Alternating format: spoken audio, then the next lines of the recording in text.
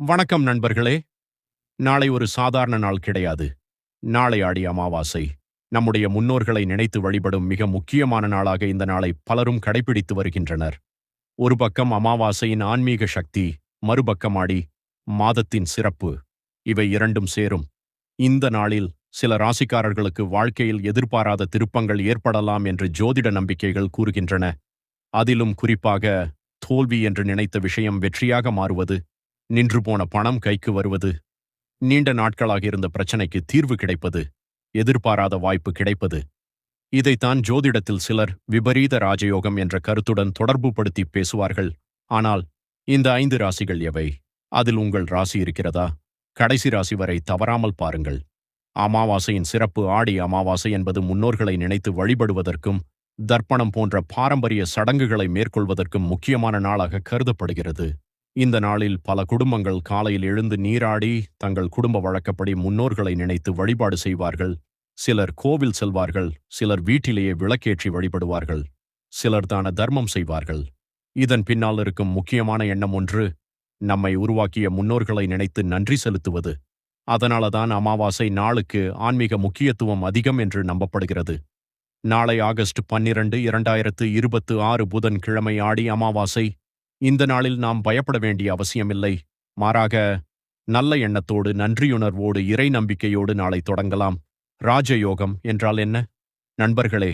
விபரீதம் என்றால் எதிர்பாராத திருப்பம்.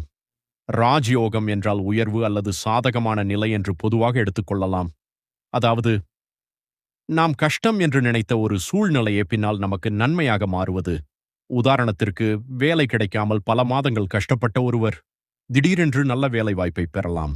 நீண்ட நாட்களாக வராமல் இருந்த பணம் எதிர்பாராத வழியில் வரலாம். ஒருவருடன் இருந்த பிரச்சனை பேசி தீரலாம். பல மாதங்களாக தள்ளிப்போன ஒரு வேலை திடீரென்று முடிவடையலாம். இதுபோன்ற எதிர்பாராத நல்ல மாற்றங்களை ஆன்மீக மற்றும் ஜோதிட உள்ளடக்கங்களில் விபரீத ராஜயோகம் என்று குறிப்பிடுவது உண்டு. ஆனால் ஒரு விஷயம் மட்டும் நினைவில் வைத்துக் கொள்ளுங்கள்: ராசி மட்டும் வைத்து ஒருவரின் முழு ஜாதகத்தையும் தீர்மானிக்க முடியாது. தனிப்பட்ட ஜாதகத்தில் கிரகநிலைகள், தசாபுக்தி போன்ற பல அம்சங்கள் பார்க்கப்பட வேண்டும். இப்பொழுது பொதுவான ராசி அடிப்படையில் பார்க்கலாம். மேஷ ராசி. முதல் ராசி மேஷம். மேஷ ராசிக்காரர்களே, நீங்கள் நீண்ட நாட்களாக ஒரு விஷயத்தை நினைத்து மனதில் குழப்பமாக இருந்தால் அதற்கான ஒரு தெளிவு கிடைக்கக்கூடிய காலமாக இந்த நேரத்தை எடுத்துக்கொள்ளலாம்.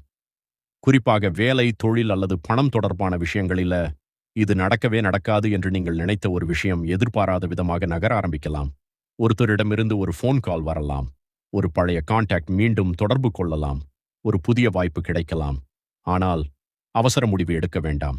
நாளை காலை இறைவனை நினைத்து, எனக்கும் என் குடும்பத்திற்கும் நல்ல வழி காட்டுங்கள் என்று மனதார வேண்டிக் கொள்ளுங்கள். மேஷ ராசிக்காரர்களுக்கு இந்த ஆடி அமாவாசை. கடகராசி. 2வது ராசி கடகம். கடகராசிக்காரர்களுக்கு குடும்பம் மற்றும் மன அமைதி மிகவும் முக்கியமான விஷயங்கள். கடந்த சில நாட்களாக குடும்பத்தில் சிறிய மனக்கசப்பு இருந்திருந்தால் அதை பெரிதாக்காமல் பேசி தீர்க்கும் வாய்ப்பு உருவாகலாம். மேலும் நீண்ட நாட்களாக தாமதமான ஒரு பண விஷயம் மெதுவாக முன்னேறலாம். கடக ராசிக்காரர்களே, நாளைக்கு ஒரு விஷயத்தை மட்டும் செய்யுங்கள். கடந்த காலத்தில் உங்களுக்கு உதவியவர்களை நினைத்து நன்றி சொல்லுங்கள். உங்களால் முடிந்த அளவுக்கு ஒரு நல்ல உதவி செய்யுங்கள்.